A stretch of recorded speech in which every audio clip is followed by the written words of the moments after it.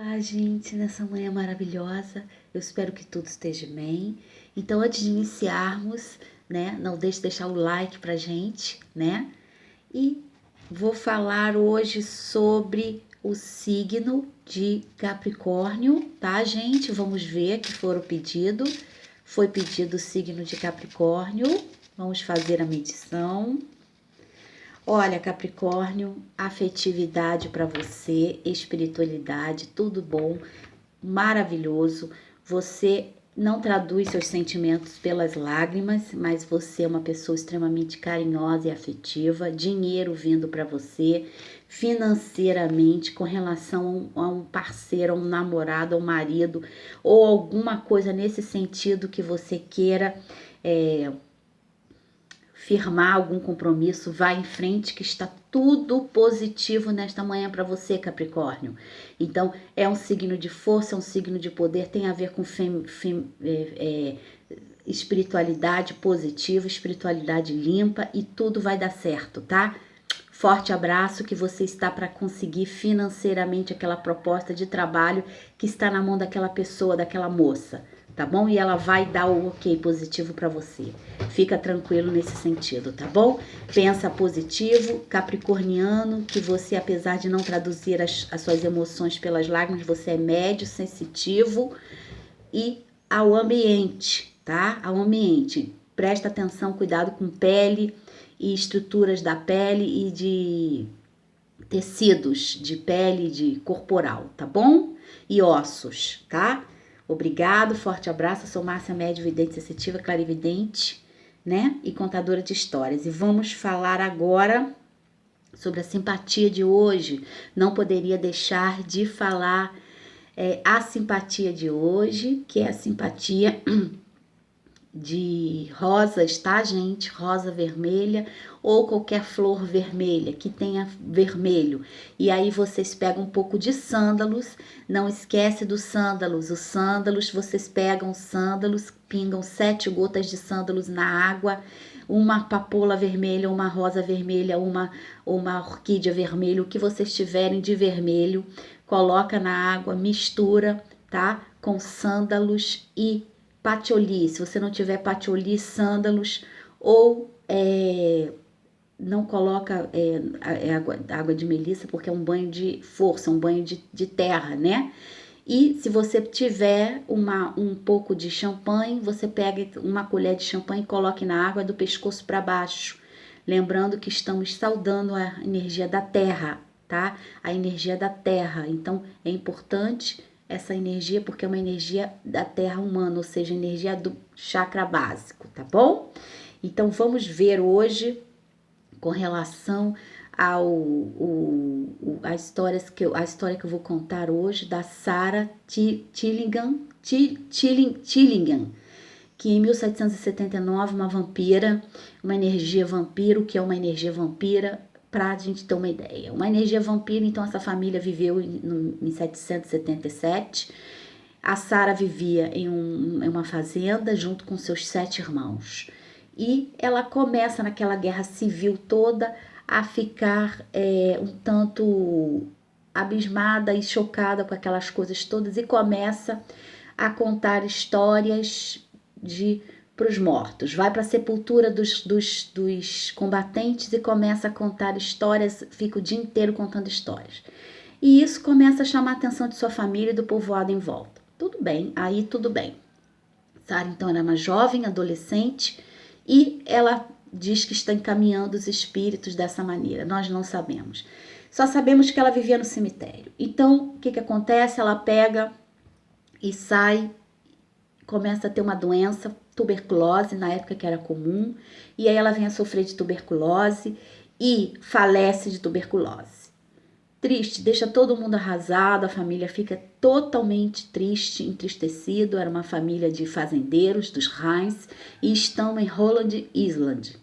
Hoje ela está enterrada. Eu fui nesse cemitério psiquicamente e ali eu comprovei. É um cemitério na floresta, é um cemitério onde as pessoas, como aquela floresta da Bruxa de Blair e tudo mais, é uma floresta mítica. E quando eu vi, eu estava cercado de todos eles ali.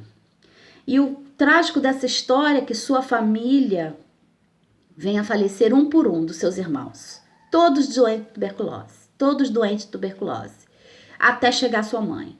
O pai, então, desesperado, não conseguindo entender aquela situação, abre o caixão da Sara. E lá estava a Sara com os cabelos crescidos, com a pele jovem e com as unhas crescidas e com sangue pela boca. Ele pega um facão, uma faca afiada na cintura, rasga o peito da Sara, abre o peito dela, pega seu coração e frita numa pedra, ao lado aonde está hoje um montinho de pedras lá.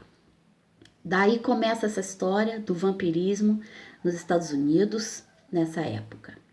E essa fazenda ficou lá. E as covas deles todas estão lá na estrada, é uma estrada, e no cantinho tem um cemitério dessa família foi proprietária de todas aquelas terras ali.